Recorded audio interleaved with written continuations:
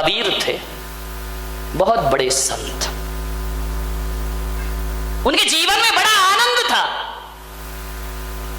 पति पत्नी साथ रहते थे, लेकिन कबीर के घर में कभी झगड़े नहीं हुआ करते थे। पड़ोस वाले हैरान हो गए, ऐसा तो कोई घर नहीं होगा जहां पति पत्नी झगड़ा नहीं करें। लड़ाई तो होती होगी बिना सिर पैर की, लेकिन लड़ाई तो होगी ना।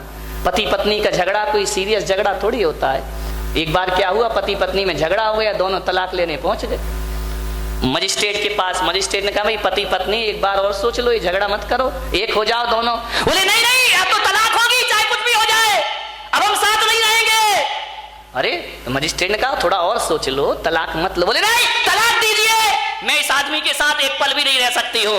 तो मजिस्ट्रेट ने कहा फिर ऐसा करो, तुम्हारी संपदा का आधा आधा बंटवारा कर लेते हैं, आधा पत्नी को दे दो, आधा तुम ले लो। बोले ठीक है, बांट दो। सारी संपदा बट गई। लड़का एक ही था। बोले इसको कैसे बांटे, आधा आधा कैसे करे कि आधा लड़का तू ले ले, आधा लड़का तू ले ले। पति ने पत्नी को देखा, पत्नी ने पति को देखा। बोले यार ये तो बड़ी समस्या खड़ी हो गई कि लड़का एक है, बंटवारा बराबर से नहीं होगा।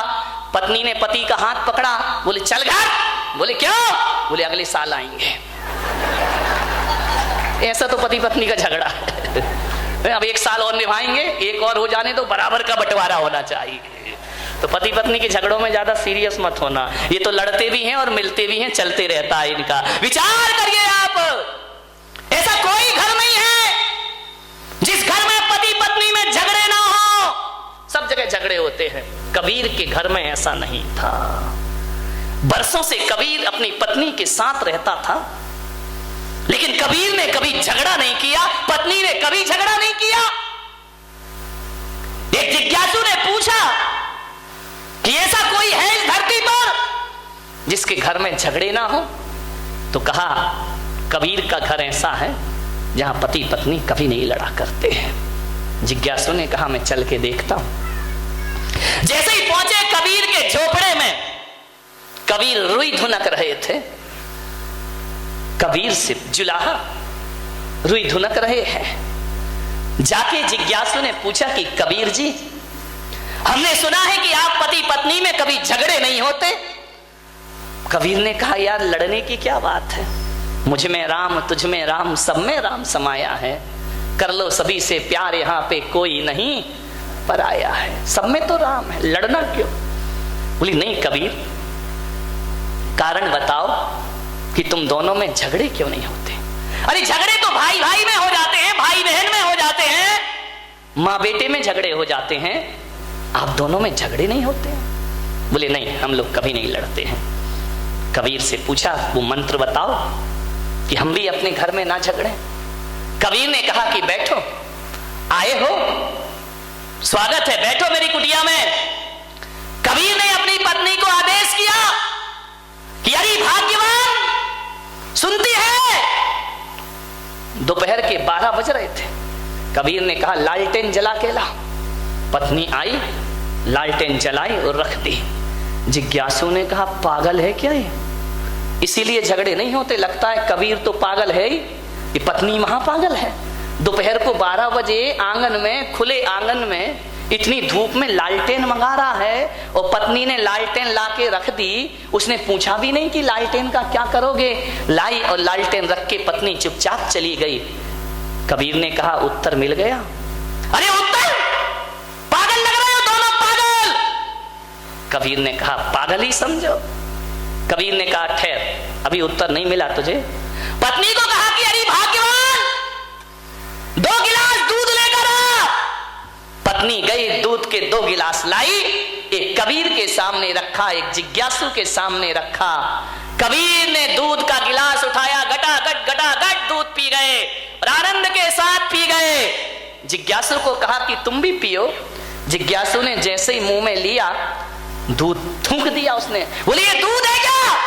ये पागलों का घर है, पागलों का। कबीर ने कहा उत्तर मिल गया। बोले ये क्या उत्तर है, ये तेरी पत्नी पागल है क्या? बोले क्या? बोले दूध में नमक डाल के लाई है, शक्कर डालना चाहिए, चीनी डालना चाहिए, नमक डाल के लाई है। कबीर ने कहा उत्तर मिल गया। अरे बोले ये कोई उत्तर है क्या? कबीर ने कहा तो सुन, जाते जाते उत्तर सुन के जा, हम दोनों पति पत्नी के बीच में प्रेम है, ध्यान रखना। हम दोनों पति पत्नी के बीच में समर्पण है, हमारे बीच में तर्क नहीं है। जब मैंने 12 बजे दिन में उससे लालटेन लाने को कहा तो पत्नी ने कोई प्रश्न नहीं किया, चुपचाप लालटेन रख के चली गई। जब पत्नी लालटेन लाने पे प्रश्न नहीं करती है तो धोखे से शक्कर की जगह नमक डल गया तो मैं भी उससे कोई प्रश्न नहीं किया करता हूं। और इतना ही ध्यान रख, यदि जीवन में आनंद को जीना है तो मैं भी बारामती वाले आपसे कह रहा हूं, एक कोटेशन में आपको दे रहा हूं, जहां दिन में 4 बार आपकी नजर पड़ती हो, दुकान में, ऑफिस में, घर में, मकान में, एक लाइन लिख के रखना।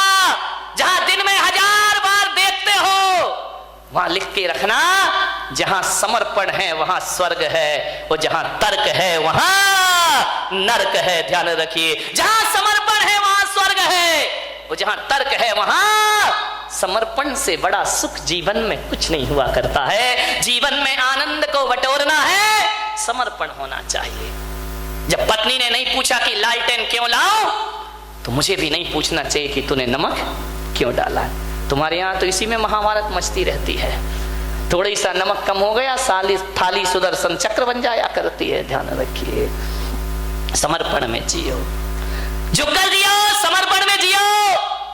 अकड़ने में कोई फायदा नहीं है। जहां समर्पण है वहां स्वर्ग है, इसको दिमाग में रख लेना। जब भी लड़ाई के वातावरण मिले, जब भी लड़ने झगड़ने की स्थिति पैदा हो, तो मेरी ये बात याद रखना, उसी समय आपको क्लिक कर जाए कि जहां समर्पण है वहां स्वर्ग है, और जहां तर्क है वहां नरक है। तर्क मत करिए ज्यादा, समर्पण में जी। एक गांव के गमारिया बाबा था, रात को 12 बजे अपनी झोपड़ी में बैठा था और अचानक चोर आ गए उसके घर में। अब जैसे ही चोर आए तो गमारिया बाबा ने कहा, कौन हो रे तुम? बोले, हम चोर हैं। तो चोरों ने पूछा, बाबा तुम कौन हो? बोले, हम भी चोर हैं। अरे बोले, चोर चोर मौसे रे भाई। बोले, तू भी चोर और हम भी चोर। बोले, उन चारों चोरों ने कहा कि बाबा अब तो अपनी खूब जमेगी। अरे बोले, बहुत जमेगी, तू भी चोर और मैं भी चोर। तो बोले, क्या करें? बोले, बाबा अब थोड़ी सी सहायता करो। बोले, क्या सहायता करें? बोले, मेरे साथ वृंदावन में चोरी करने के लिए चलिए। बाबा गमारिया बाबा ने कहा, चलो यार आज चोरी करते, मजा आ गया जिंदगी का। चारों चोरों को लेकर गमारिया बाबा वृंदावन पहुंचा। एक गोपी के घर में घुस गए। जैसे ही घुसे, सामान इकट्ठा किया, बांधा, पूरे आभूषण कपड़े बांध बूंद के तैयार।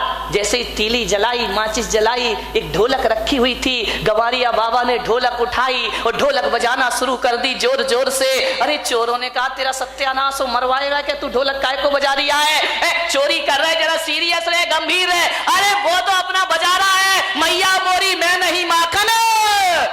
अरे इसने कहा, यार ये मरवाएगा ये गमारिया बाबा। ये जोर जोर से ढोलक बजा रहा, नाच रहा है गमारिया बाबा जोर जोर से। आज मिल गया, आज मिल गया।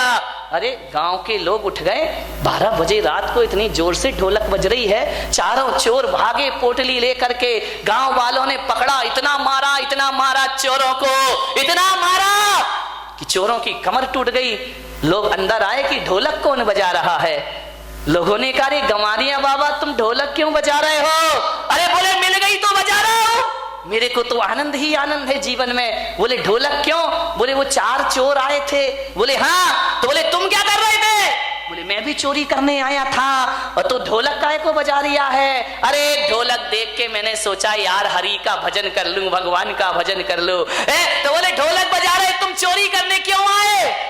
बोले, वो 4 चोर क्या चुरा के ले गए? अरे बोले, आभूषण ले गए, कपड़े ले गए। अरे गमारिया बाबा ने कहा, सत्यानाश मेरी बुद्धि का। रात को 12 बजे 4 चोर आए तो मैं समझा कि वृंदावन में चोरी को कह रहे हैं तो शायद माखन चोर आया होगा, इसलिए मैं उन चोरों में शामिल हो गया। ध्यान रखना, मैं तो माखन चुराने आया था कि हरि की कृपा बरस गई। हरि आए हैं और कह रहे हैं कि चलो बाबा माखन चुराने चलते हैं। ध्यान रखिए, मान्यवर सोचिए, ये आनंद है जीवन का।